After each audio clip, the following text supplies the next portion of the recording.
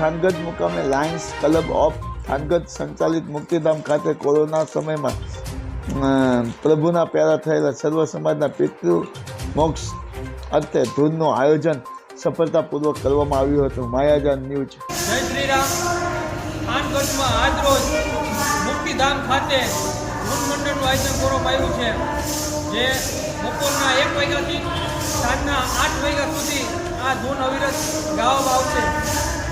થાનગઢની દરેક વિસ્તારના થઈને આશરે 30 મહિલા ધૂન મંડળ મળીને આ આયોજન કરવામાં આવ્યું છે. મિત્રો, આ આયોજન પ્રથમવાર નથી.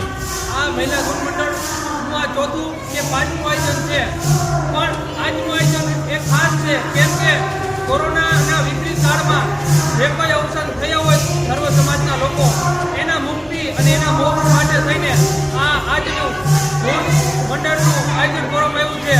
તો આ ધૂન મંડળ કાર્યક્રમમાં જે કોઈ ભાગ લીધો હોય તેમજ રમેશભાઈ અંદોદરિયા તેમજ મુકેશભાઈ પ્રજાપતિ, જેને આ ધૂન મંડળમાં સેવા સહયોગ આપ્યો છે, જે કંઈ લાઇટ પાણી સરબતની વ્યવસ્થા ઊભી કરી છે, બદલ એમને પણ અભિનંદન.